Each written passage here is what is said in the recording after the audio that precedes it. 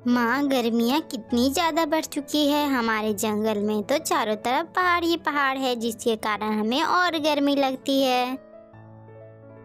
हाँ बेटा, तू ठीक कह रही है। इस साल की गर्मी बहुत ज्यादा है, हम पक्षियों से तो सहन नहीं होता।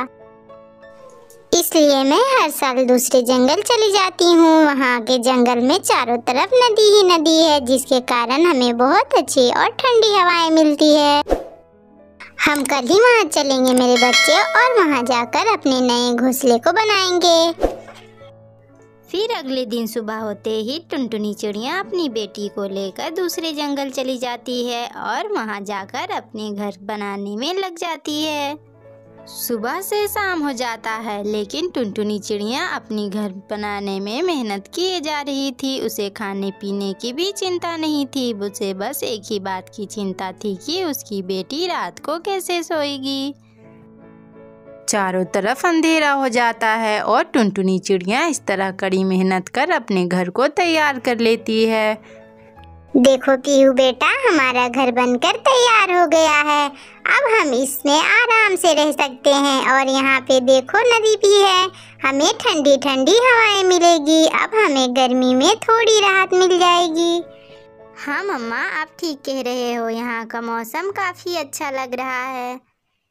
टुनटुनी चिड़िया के घर के सामने एक पेड़ पे कालू कौवा और गोरी कौवी भी बैठे हुए थे। वे दोनों भी दूसरे जंगल से यहाँ आए थे, लेकिन वे इतने आलसी थे कि उन्होंने तो अपना घर भी नहीं बनाया था।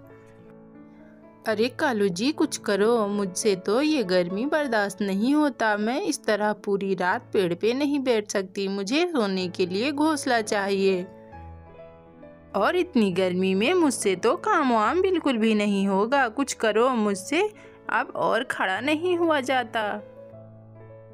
तुम चिंता मत करो गोरी कौवी, आज ही रात हम इस चिड़िया के घर पे अपना कब्जा डालेंगे।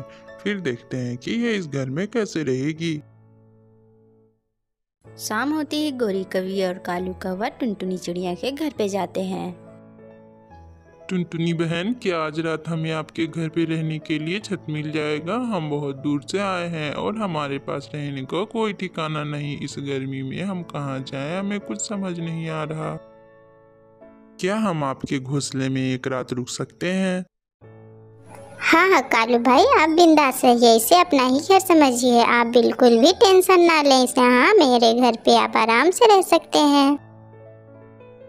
इस तरह पूरी रात कालू कौवा और गोरी कौवी टोनी चिड़िया के घर पे रहते हैं। सुबह हो जाती है। टोनी चिड़िया अपनी बेटी को लेकर दाना चुगने चली जाती है। अरे गोरी गोरी, उठो उठो, देखो टोनी चिड़िया यहाँ नहीं है। अब ये सही मौका है, हमें उसके सामान को घर से बाहर फेंक देना चाहिए, और इस घर पे अब हमारा कब्जा होगा। टोनी चिड़िया अपनी बेटी के साथ शाम को जब घर लौटती है तो वे अपना सारा सामान बाहर फेंका देखती है। माँ, हमारा सामान बाहर फेंका पड़ा है। हाँ बेटा, पता नहीं ये सब किसने किया। चलो अंदर चलकर देखते हैं। अरे कालू भाई, मेरे घर का सारा सामान बाहर फेंका पड़ा है। कुछ हुआ था क्या यहाँ पे? तुम्हारा घर? ये तुम्हारा घर नहीं है टोनी चिड़िया, ये हमारा घर है। और दफा हो जाओ यहाँ से। दोबारा अपनी शक्ल लेकर यहाँ बिल्कुल भी ना आना। ये आप क्या कह रहे हैं कालू भाई? मैंने तो आपको रात में रहने का ठिकाना दिया, और आप मेरे घर में रहकर ही मुझे निकाल रहे हैं। ये बहुत गलत है। आप ऐसा कैसे कर सकते हैं?